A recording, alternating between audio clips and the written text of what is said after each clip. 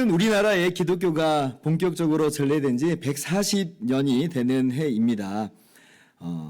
언더우드 선교사님하고 아펜젤러 선교사님 부부가 1885년 인천 제물포항에 처음으로 발을 내딛었는데요. 마침 그날이 어떤 날이었냐면 부활주일이었습니다. 그래서 인천에 이분들의 모습을 이 한국 기독교 100주년 기념탑으로 이렇게 만들었는데 제가 사진으로 한번 가지고 와봤어요. 그리고 그 탑의 하단에는 그때 이분들이 드린 기도가 이렇게 기록이 되어 있습니다.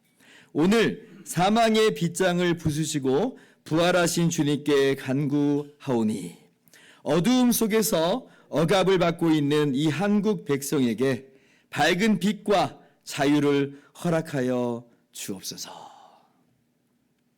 선교사님들께서 발을 내딛었을 그 당시에는 정말 아무것도 보이지 않았던 때죠. 예수님 믿는 사람도 없고 교회도 당연히 없었습니다. 그런데 사망을 이기시고 부활하신 주님을 믿음으로 기도하면서 나갔을 때 어떠세요? 어떻게 됐어요?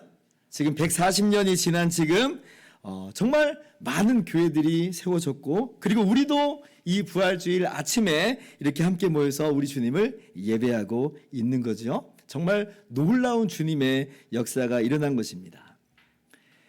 지금도 살아계신 우리 주님께서는 이제 우리들을 통해서 주님의 놀라운 일들을 계속해서 이루어 나가실 것이에요. 어둠을 깨트리고 두려움을 몰아내며 주님께서 이루신 참된 안식과 기쁨과 승리를 나누어 주실 것입니다. 이러한 믿음으로 함께 힘써 나아가는 저와 여러분 모두가 되기를 바랍니다. 자, 오늘 우리가 함께 읽은 본문 말씀을 보면 부활하신 주님께서 그렇게 어두움과 두려움 가운데 떨고 있던 제자들을 만나주시는 그 첫 장면이 기록되어 있습니다. 19절 말씀 상반절을 보면요. 이날 곧 안식구 첫날 저녁 때에 제자들이 유대인들을 두려워하여 모인 곳에 문들을 닫았더니 그래요. 제자들이 두려워했다 그러죠.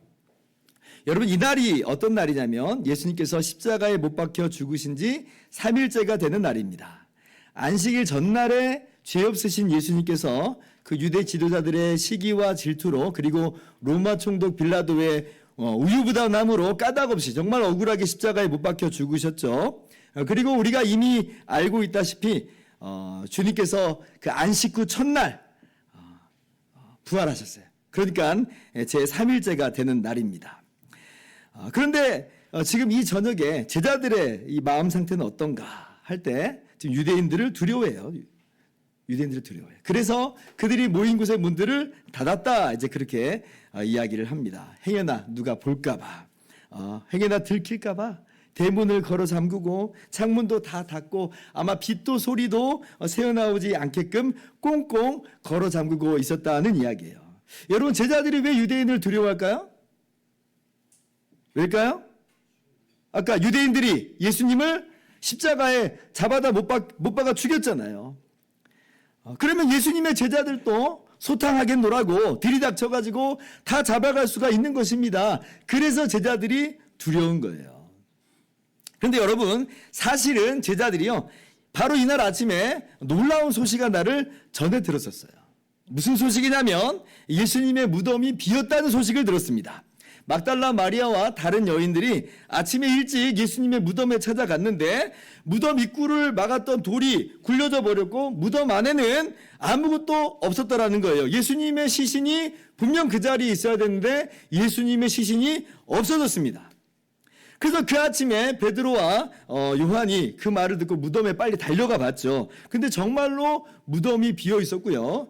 게다가 신기한 건 뭐냐면 예수님의 시신은 없는데 예수님의 시신을 쌌던 세마포하고 머리 수건은 쌌던 대로 그대로 있는 거예요. 그러니까 세마포 안에 예수님의 시신만 쏙 사라졌습니다. 감쪽같이 사라진 거예요. 어떻게 된 걸까요? 미스테리죠. 예수님의 시신이 사라졌고 무덤이 비었다는 것은 지금 제자들만 하는 이야기가 아니라 그 당시에 유대 지도자들도 다 인식하고 있는 그런 사건이었습니다. 이게 어떻게 된 일인가? 그런데 더 놀라운 소식이 들려집니다. 예수님의 무덤을 찾아갔던 막달라 마리아가 하는 말이 뭐냐면 자기가 예수님을 보았다는 거예요. 예수님이 다시 살아났다는 것입니다. 오늘 말씀 우리가 19절부터 읽었는데 18절 말씀을 보면 이렇게 기록이 되어 있어요. 막달라 마리아가 가서 제자들에게 내가 주를 보았다 하고 또 주께서 자기에게 이렇게 말씀하셨다 이르니라. 막달라 마리아가 예수님이 살아났어요 라고 하는 소식을 제자들에게 전해준 거예요. 그리고 그날 저녁이 된 것입니다.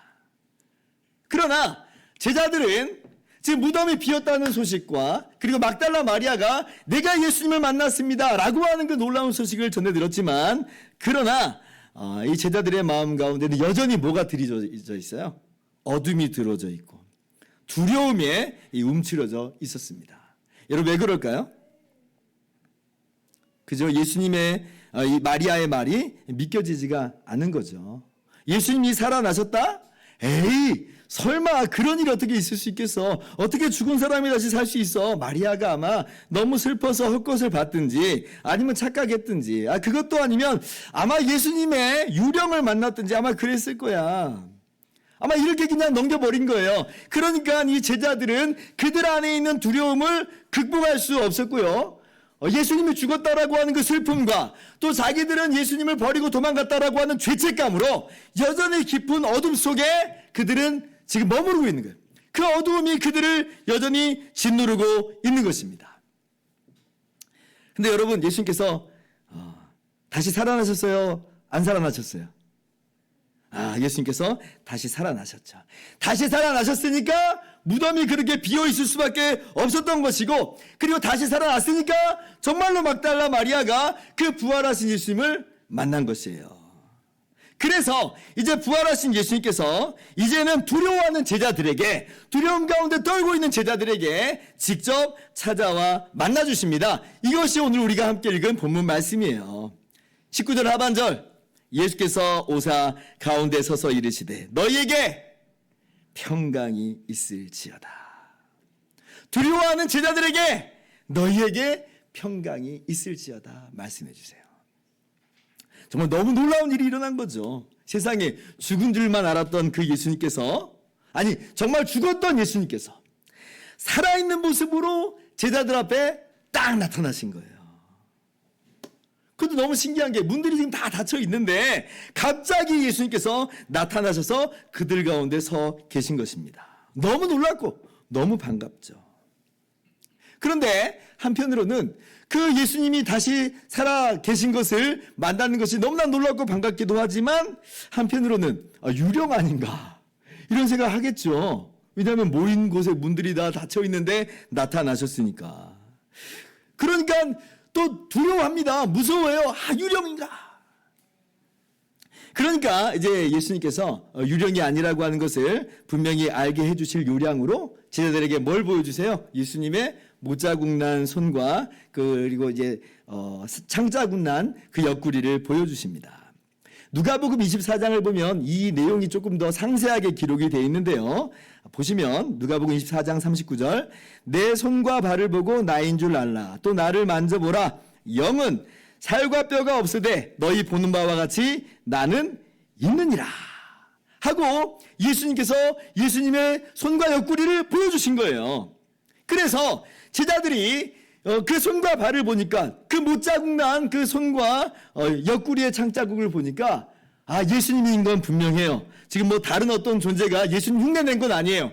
정말 예수님께서 못자국 양손과 양발에 대못 박히셨고 옆구리에 창 찔리셨는데 그 자국이 그대로 있는 거예요. 그리고 예수님 만져보니까 만져져요. 예수님 만져져요. 그러니까 예수님이 유령도 아니라고 하는 것이죠. 근데 그런데도 이게 쉽게 믿겨지질 않으니까 이제 예수님께서 이제 뭐라고 말씀하시냐면 아예 저녁 식사를 제자들과 함께 같이 하시죠. 그래서 구운 생선 한 토막을 드십니다. 누가복음 24장 42절 보면 이에 구운 생선 한 토막을 드리니 받으사 그 앞에서 잡수시더라. 이게 뭐예요? 예수님께서 정말로 물리적인 몸으로 다시 살아나셨음을 이모로 저모로 지금 확실하게 증명하여 보여주신 것입니다. 여러분, 정말 예수님은 다시 살아나셨습니다. 예수님이 다시 살아나신 것은 제자들이 지어낸 이야기가 전혀 아닌 거예요. 제자들은요, 정말로 부활하신 예수님을 만난 것이고요. 그래서 그 사실을 우리에게 전해준 것이에요. 이 제자들은요, 그래서 이 소식을 전하는 걸 그들의 사명으로 알았던 것이고, 그리고 이 일을 하면서, 그러니까 부활하신 주님, 예수님이 부활하셨다라고 증거하는 일을 하면서 결국 그것 때문에 전부 다 순교당하죠. 전부 다 죽임을 당합니다. 여러분, 이러한 제자들의 변화를 어떻게 설명할 수 있을까요? 두려워 떨고 있던 제자들이었는데 갑자기 변해가지고 예수님이 부활하셨다! 그리고 말하고 다니는 거예요. 그리고 순교까지 당해요. 아니, 자기에게 무슨 부귀와 영화와 명예가 주어진다고 그런 일을 하겠어요. 이건 뭐냐? 정말로 제자들은 예수님을 봤다는 거예요. 예수님을 만져봤다는 거예요. 정말로 예수님은 다시 살아나셨기 때문에 제자들이 그런 것이죠. 여러분, 사도 바울도 마찬가지입니다. 바울은 처음에 어떤 사람이었어요? 교회를 잔혹하게 박해했던 사람이죠. 예수님 믿는 사람들을 잡아다가 막 매질하고 그렇게 핍박했던 사람인 것 여러분 잘 아실 거예요. 그 당시에 모든 사람들이 바울은 그런 사람인 걸 알고 있었습니다. 바울은 그런 쪽으로 굉장히 유명한 사람이었어요. 그런데 바울 사도도 어때요? 하루아침에 변해가지고 예수님께서 부활하셨다라고 증거하는 사람으로 변해버려요. 여러분, 이걸 어떻게 또 설명할 수 있을까요? 어떻게 설명할 수 있을까요? 바울도 스스로 이야기하기를 이것은 내가 지금 다른 사람에게 전도돼서 그런 게 아니다 이렇게 얘기해요. 다른 사람의 말에, 어떤 사도들의 말에 내가 설득돼가지고 그런가 보다 하고 그렇게 변했다라고 말하지 않죠. 오히려 바울은 성경에 3번이나 기록되어 있듯이 뭐라고 말해요? 나는 다른 사람들에 의해서 설득된 게 아니라 내가 부활하신 예수님을 내 두 눈으로 똑똑히 봤다는 거예요. 그래서 내가 이렇게 바뀌게 되었다라는 것입니다. 여러분, 세상에 그렇죠. 어떻게 박해자인 바울이 하루아침에 예수님이 부활하셨다라고 증거한 사람으로 바뀔 수 있겠어요? 그건 뭐냐? 예수님이 정말로 다시 살아나셨다는 거예요. 그리고 바울은 정말로 예수님을 봤다라고 하는 것입니다. 그러니까 예수님의 빈 무덤과 그리고 제자들의 변화된 모습과 심지어 바울의 변화된 모습을 보면서 우리는 정말로 예수님이 살아나신 것이 맞구나 라고 하는 것을 우리가 확인할 수가 있는 것이에요. 여러분, 제가 예전에 이런 이야기를 들어본 적이 있습니다. 어떤 분이 예수님 믿지 않는 사람에게 예수님을 믿으라고 전도를 했대요. 근데 그 사람이 하는 말이 자기는 예수님을 믿지 않겠다는 것이에요. 그래서 아니 왜 안 믿겠느냐고 이렇게 물어보니까 그 사람이 하는 말이 뭐냐면, 만약에 당신이 하는 말이 사실이라면 그러면 그것이야말로 세상에서 가장 놀라운 소식일 겁니다. 하지만 나에게 말하는 당신의 표정과 모습을 보니 하나도 놀라운 소식 같아 보이지 않아요. 정말 그 소식이 사실이라면 나는 당신처럼 전도하지 않을 겁니다. 라고 그랬대요. 그러면서 나는 안 믿겠다라고 하는 거죠. 그 이야기를 제가 들으면서 좀 마음에 찔림이 있었습니다. 우리의 전도라고 하는 게 사실 그럴 때가 너무나 많아요. 너무나 어설프죠. 그러나 사도들은 어땠다는 거예요? 사도들은 그러지 않았어요. 왜냐하면 사도들은 정말로 봤거든요. 정말로 만져봤거든요. 바울도 정말로 예수님을 만났거든요. 그러니까 목숨을 건 거예요. 그들의 표정과 그들의 모습과 그들의 생애를 통해서 증명하는 겁니다. 나는 정말 봤어 라고 하면서 죽기까지 죽음을 불사하고 그 소식을 전한 거예요. 뭐예요? 참이라는 거죠. 여러분, 이 부활 주일 아침에 예수님께서 정말로 다시 살아나셨음을 믿으시기를 바라고 또 확신하시기를 주님의 이름으로 축원합니다. 자, 목사님, 근데 정말 예수님의 몸이 부활한 거라고 한다면 아니 어떻게 문들이 다 닫혀 있는데 나타나실 수가 있는 거예요? 궁금함이 좀 있어요, 그죠? 정말 궁금하죠, 이게 어떻게 된 일인가? 근데 이제 오늘 예수님께서 나를 보라 하시고 또 나를 만져보라 하시고 또 음식을 드시는 것으로 예수님의 몸의 부활이 정말 맞다라고 하는 것은 분명하게 증명하여 주신 것이니까 우리 주님의 부활을 의심할 것은 아니에요. 오히려 그 사건을 통해서 우리가 알게 되는 건 뭐냐면 주님의 몸의 부활을 의심하는 게 아니라 주님의 몸의 부활이라고 하는 게 얼마나 신비로운 부활인가, 얼마나 영광스러운 부활인가라고 하는 것을 오히려 우리가 알 수가 있는 거예요. 이야, 몸의 부활이라는 게 이런 거구나. 예수님의 몸의 부활이라는 게 이런 것이구나. 여러분, 우리가 예수님께서 다시 오실 때에 우리도 영광의 부활의 몸으로 일어나게 될 것인데요. 그러니까 정말 기대가 되죠. 왜냐하면 주님의 부활의 몸이 이렇듯 신비하고 놀랍고 영광스러우니까 동일하게 부활의 몸으로 일어날 우리들이 얼마나 놀랐겠어요. 얼마나 기대가 됩니까?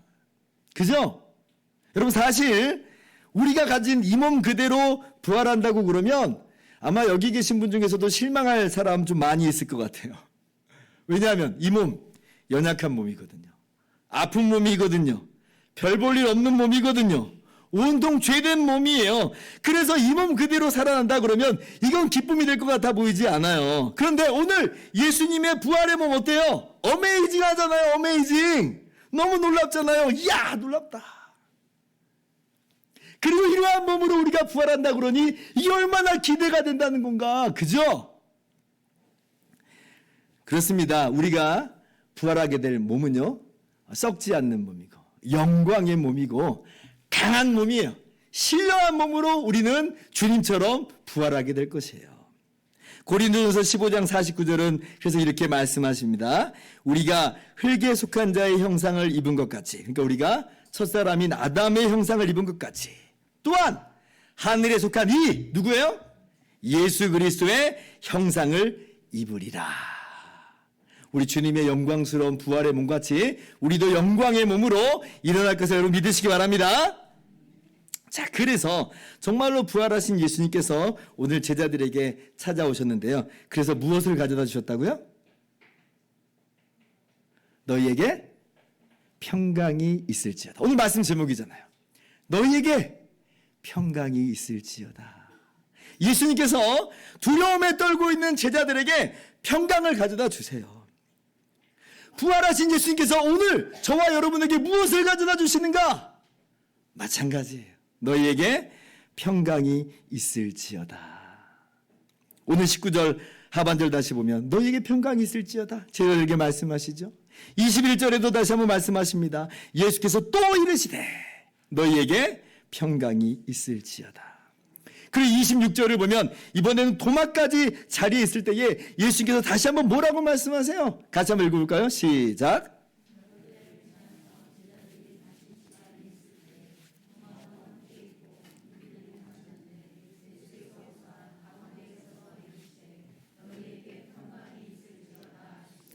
아멘. 너희에게 평강이 있을지어다.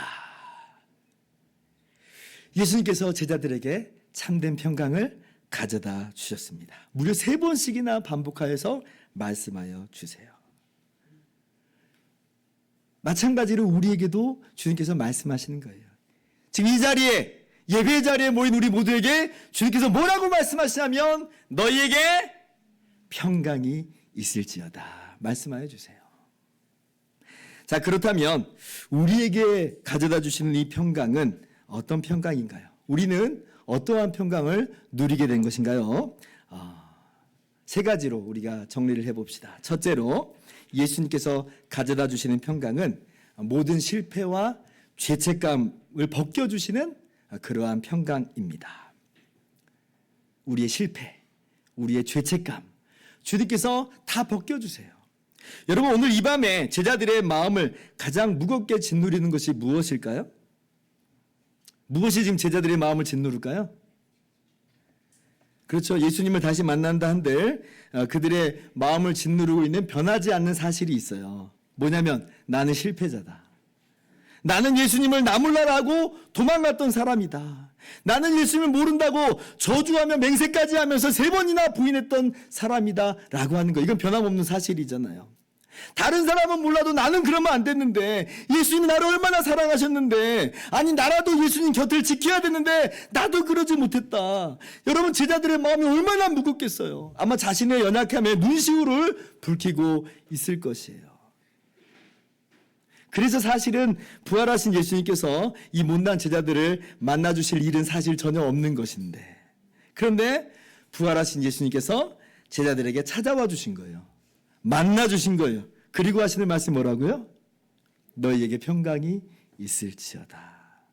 나는 실패자인데, 나는 주님을 나몰라라고 도망갔던 사람이래. 나는 배신자인데. 근데 너희에게 평강이 있을지어다. 제자들의 실패를 덮어주시고 제자들의 마음에 깊은 죄책감을 벗겨주시고 그 모든 어두움을 깨뜨리시는 거예요.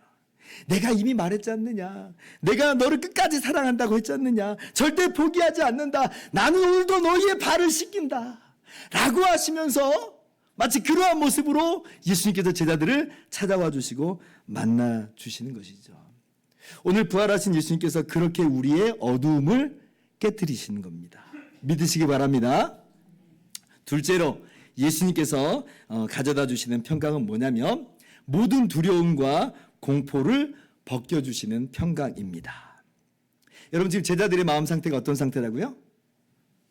두려워했다 그랬죠. 유대인들을 두려워하여 모인 곳에 문들을 닫았다 그래요. 두렵습니다. 나도 예수님처럼 잡혀가서 죽임당할 게 두려운 거예요. 사실 우리의 인생 중에서 가장 두려운 게 뭐냐? 근본적으로는 죽음의 두려움이 항상 우리의 저변에 자리 잡고 있습니다. 그런데 오늘 부활하신 주님께서 보여주시는 바가 뭐예요? 분명히 잡혀가서 죽임을 당했는데 뭐예요? 다시 살아나셨어요. 그러면 지금 제자들의 마음 가운데 어떤 생각이 찾아오겠어요? 아하, 죽어도 살겠구나. 죽음이 끝이 아닌 것이로구나. 그 어떤 위협도, 그 어떤 박해도 우리를 무너뜨릴 수가 없는 것이구나. 여러분 정말 그렇습니다. 우리도 이 땅에서 살아가는 동안 정말 다양한 두려움에 직면하면서 살아갑니다. 질병과 사고에 대한 두려움, 진로에 대한 두려움, 위험과 박해뿐 아니라 우리 주변을 에워싸는 정말 많은 두려움들이 있어요. 그러나 뭐예요? 그 어떠한 사망도 어두움의 그늘도 우리를 궁극적으로 해할 수가 없다. 왜냐하면 부활하신 주님께서 우리와 함께 하시기 때문에 그래요. 주님께서 우리에게 평강을 가져다 주셨기 때문에 그렇습니다. 주님의 부활 생명이 우리 가운데 주어졌기 때문에 그래요. 너희에게 평강이 있을지어다. 우리 주님께서 이렇게 말씀하셨습니다. 요한복음 11장 25절 나는 부활이요 생명이니 나를 믿는 자는 죽어도 살겠고 무릇 살아서 나를 믿는 자는 영원히 죽지 아니하리니 이것을 내가 믿느냐. 27절 같이 읽습니다. 시작.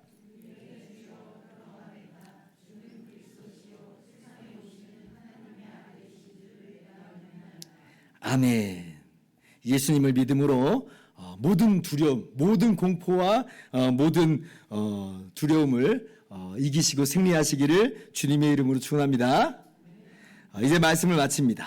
그러므로 오늘 부활하신 주님께서 우리에게 가져다 주시는 평강은 세 번째예요. 궁극적으로 하늘의 평강이고 하나님과의 화목임을 우리는 알 수가 있습니다. 예수님께서 잡혀 죽으시기 바로 전날에 제자들에게 이렇게 말씀하신 대목이 있어요. 요한복음 14장 27절 보면 바로 십자가에 달리시기 전날이에요. 평안을 너에게 끼치노니 곧 나의 평안을 너희에게 주노라. 내가 너희에게 주는 것은 세상이 주는 것과 같지 아니하니라. 너희는 마음에 근심하지도 말고 두려워하지도 말라. 여러분 여기 평안이라고 하는 단어가 오늘 예수님께서 너희에게 평강이 있을지어다 하는 그 평강하고 정확하게 똑같은 단어입니다. 예수님께서 제자들에게 평강을 주세요. 세상이 주는 것 같은 그런 평강 말고요. 세상이 주는 어떤 일시적인 평강, 어떤 부분적인 평강이 아니라 영원한 평강, 완전한 평강을 주신다는 거예요. 이것은 세상이 줄 수 없는 것이다. 세상이 주지 못하는 것이다. 내가 너에게 주는 평강은 바로 이러한 영원하고도 완전한 평강이다라고 하는 거죠. 뭐예요? 하나님과의 화평이요. 하나님과의 평강입니다. 죄로 인해서 심판받을 수밖에 없는 우리, 영원한 형벌 가운데 놓였던 우리, 하나님과 원수되었던 우리였는데 예수님께서 십자가에서 우리의 모든 죄값을 다 치르심으로 이제 하나님과 우리 사이에 화목이 일어나게 된 거예요. 하나님의 평강이 그래서 우리에게 주어진 거예요. 그래서 우리가 하나님의 자녀가 되어버린 거예요. 그래서 하나님의 나라를, 새하늘과 새 땅을 우리가 주님의 부활 생명으로서 기업으로 상속받게 된 것이죠. 너희에게 평강이 있을지어다. 하나님의 자녀가 되었고 영원한 하나님의 나라 새하늘과 새 땅을 상속받게 되었다는 것입니다. 그러므로 모든 실패와 죄책감, 모든 두려움과 공포, 사망의 두려움일지라도 다 사라지는 것이에요. 더 이상 어떠한 죄도, 어떠한 사망도, 죽음도, 어두움도 우리를 주장할 수 없습니다. 예수님께서 그 모든 어두움을 깨뜨리셨고 참된 빛으로 우리에게 찾아오셔서 우리의 인생을 환하게 비춰주셨어요. 그러므로 오늘 이 부활의 아침에 주님과 함께 기쁨을 누리시기를 바라고요. 그 어느 것으로도 파괴될 수 없는, 파괴되지 않는 주님의 참된 평강을 누리시기를 바랍니다. 하나님과의 화평을 누리시기를 바랍니다. 로마서 5장 1절이에요. 그러므로 우리가 믿음으로 의롭다 하심을 받았으니 우리 주 예수 그리스도로 말미암아 하나님과 화평을 누리자. 매일매일 주님께서 이루신 평안 안에서, 평강 안에서 하나님과의 화평을 누리시기를, 참된 기쁨과 행복을 누리시기를 주님의 이름으로 축원합니다. 기도하겠습니다.